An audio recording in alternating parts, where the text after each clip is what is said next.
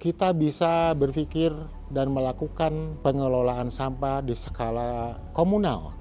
Di sekolah komunal membutuhkan alat-alat bantu yang lebih besar tentunya. Dimulai dari tadi ada syarat bagaimana mengecilkan ukuran dengan mesin pencacah organik misalnya. Ini ditampilkan di sini mesin pencacah organik kapasitas 500 kg per jam. Itu akan menurunkan size atau ukuran sampah dari asalnya besar-besar umumnya menjadi sekitaran 1 cm. Itu sudah cukup ideal untuk proses dekomposisi menjadi kompos. Karena dibutuhkan porositas atau ruang udara di antara material, maka jangan terlalu lembut. Kalau untuk membuat kompos, ukuran-ukuran di 10 mili sampai 1 cm itu adalah ideal untuk terjadinya proses composting. Nah, kemudian dipindah dari hasil pencacahan ini ke rotary kiln elektrik. Artinya memutarnya menggunakan listrik. Pilihannya boleh saja, nanti ada engine misalnya kalau di daerah itu tidak ada listrik. Jadi menggunakan BBM diesel atau bensin ya. Nah, di sini ditunjukkan dengan menggunakan listrik, pembalikan yang seharusnya diperlukan bagi terjadinya porositas dan aerasi pada material dilakukan oleh listrik. Maka dengan demikian tabungnya berputar dan tabung yang terbuat dari fiberglass ini berdaya tahan lama karena tahan dengan keasaman material sehingga bisa di atas 5 tahun mempunyai daya tahan dengan rangka-rangka besi dari ONP 100, ONP 120.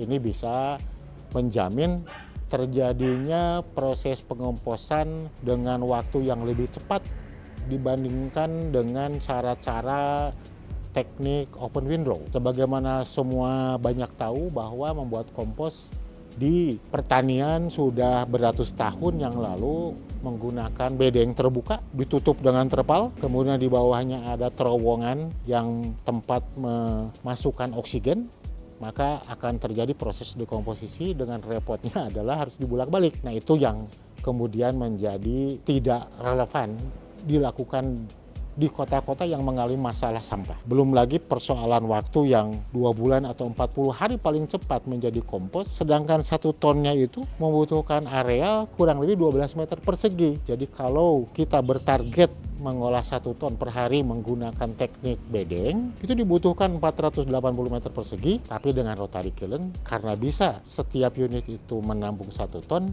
maka itu bisa lebih hemat tanah atau lahan, hanya cukup dengan 30 meter persegi. Berikutnya adalah inovasi-inovasi yang memungkinkan secara ekonomi bisa menghasilkan lebih baik lagi pendapatan bagi siapapun yang mengelola sampah adalah mesin otomatis vermi compost bed. Mesin AVB ini, automatic vermi bed ini, didesain untuk bisa nyaman ditinggali oleh bibit cacing atau spesies Lumbricus rubellus yang paling ekonomis karena memiliki kemampuan untuk beranak pinak kokon dan telurnya itu lebih cepat produktif. Kemudian dalam waktu 3 bulan itu bisa berlipat ganda menjadi 6 kali lipat. Nah, kalau media tumbuh dengan di dalam mesin ini volumenya 1 meter kubik lalu bisa diisi 2,5% atau 25 kilogram, maka dalam waktu 3 bulan akan bertumbuh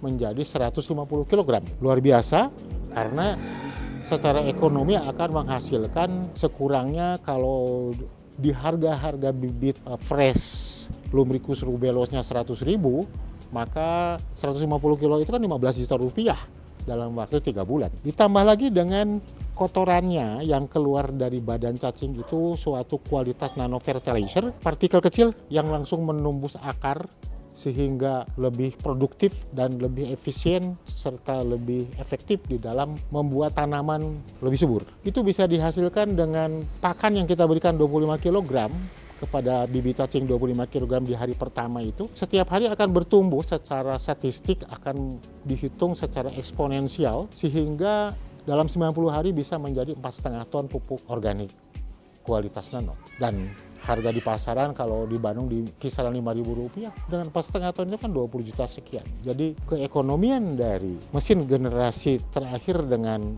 pengurainya berupa cacing Lumbricus ini memberi harapan kepada banyak orang yang ingin berpartisipasi pada mengelola lingkungan yang lebih baik, sekaligus juga bisa mendapatkan perolehan ekonomi. Dan kita sudah amankan agar mesin ini bisa dipasang di mana saja tanpa harus ditunggu, karena bisa dikunci, digembok, dan bisa berjalan otomatis sendiri. Jadi pada dasarnya hanya dibutuhkan satu orang yang menginput tidak lebih daripada 10 menit ngasih pakan.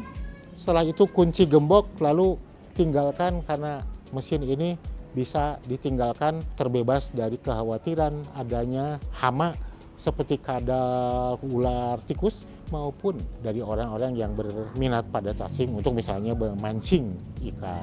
Nah, untuk semua itu dibutuhkan tambahan adanya karbon. Maka diperlukan tambahan alat-alat bantu seperti mesin pencacah kayu.